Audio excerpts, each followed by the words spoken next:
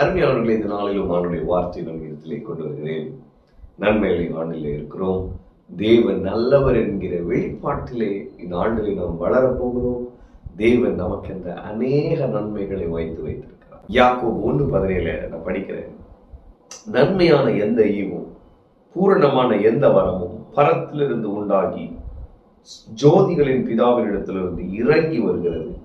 அவரிடத்தில் யாதொரு மாறுதலும் யாதொரு வேற்றுமையின் நிழலும் இல்லை. நன்மையான எந்த ஈவும் பூரணமான எந்த வரமும். அப்ப நன்மையான எல்லா காரியங்களும், பூரணமான எல்லா ஆசீர்வாத நன்மைகளும் வரங்களும் அது எங்க இருந்து வருதுன்னா பரத்திலிருந்து வருகிறது. பரத்திலிருந்து ஜோதிகளின் பிதா, பரலோக பிதா, அந்த நன்மைகளின் தேவனிடத்திலிருந்து தான் இறங்கி வருகிறது. இந்த வெளிப்பாடு வேணும் பாருங்க. இது தெரிஞ்சிருச்சுன்னா இந்த ப்ரமோஷனுக்காக சைடு ரூட் போறதெல்லாம் பண்ண மாட்டோம். லஞ்சம் கொடுக்கறது அதுல நமக்கு உடன்படவே மாட்டோம். இந்த அதிகாரி கையை பிடிச்சி காலை பிடிச்சி இப்படி போறது அந்த மாதிரி இதே நமக்கு தேவையில்லை. ஏன்னா நன்மையான எந்த பூரணமான எந்த வரமும் சகல நன்மையான காரியங்களும் அங்கிருந்து நமக்கு வருது. அவன் எனவே நான் சொல்றேன், நீங்க உங்களுக்கு தேவையான ஆசீர்வாதம், உங்களுக்கு தேவையான நன்மை, நீங்கள் எதிர்பார்த்திருக்கிற அந்த அற்புதம் அங்க மட்டும் பாருங்க, வேற எங்கேயும் போகாதீங்க. வானத்தையும் பூமியும் படைத்த கர்த்தரிடத்திலிருந்து நமக்கு ஒத்தாசை வரும். அப்ப இவர் எப்படிப்பட்ட தேவன்னா நம்மை தம்முடைய நன்மைகளினால் திருப்திப்படுத்துகிற தேவன். அவர் நன்மையான சகல காரியத்தை உங்களுக்கு அளிப்பார்.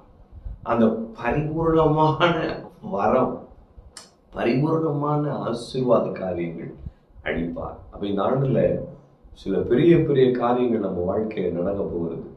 சில பெரிய பெரிய ஆசீர்வாதங்கள் உங்களுக்கும் வீடு கட்டுறதுக்கும் ஏறி வச்சாலும் எட்டாவது போல் இப்பொழுது சூழ்நிலை இருக்கும் என்று சொன்னால், நான் சொல்லுகிறேன், இந்த நன்மைகளின் ஆண்டிலே தேவன் உங்களுக்கு என்ன வீட்டை ஆயத்தப்படுத்தி கொடுப்பார். நிறைய காரியங்கள் ஆண்டவர் சொல்லிட்டு இருக்கிறார் பாருங்க. தேவனுடைய நன்மைகளை அனுபவிக்க போகிறோம்.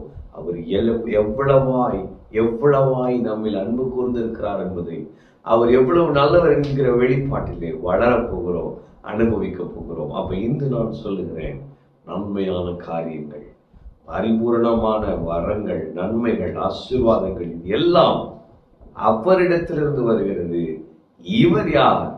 மாறாத கர்த்தர், நேற்றும் இன்றும் என்றும் மாறாத தேவன், ஒருபோதும் மாறாத. அவரே பைபிள்ல அவரே சொல்லிட்டார் பாருங்க, நான் கர்த்தர், நான் மாறாதவர்.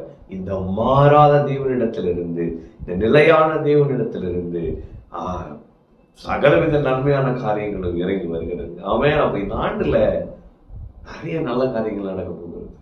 நிறைய நல்ல விஷயங்கள் உங்க வாழ்க்கையில நடக்க போகுது. நீங்களே எதிர்பார்த்திருக்க மாட்டீங்க, அப்படிப்பட்ட காரியங்கள்லாம் நடக்க போகுது. நீங்க சொல்லுவீங்க, கர்த்தர் நல்லவர். அவன் அப்ப இன்னைக்கு நான் சொல்லுகிறேன், நன்மையான காரியங்கள், பரிபூர்ணமான நன்மைகள் தேவனிடத்திலிருந்து இறங்கி வருகிறது. எனவே நாம் தேவனை மட்டும் சார்ந்திருப்போம். என்றும் மாறாத, நேற்றும் என்றும் மாறாத தேவனையே சார்ந்திருப்போம். அவர் தமது நன்மைகளினால் நம்முடைய வாழ்க்கையை அலங்கரிப்பார். நம்முடைய குடும்பங்களிலே அவருடைய நன்மையை பார்ப்போம். ஆமென். கர்த்தர் உங்களோடு இருக்கிறார். கர்த்தர் உங்களை ஆசீர்வதிப்பார்.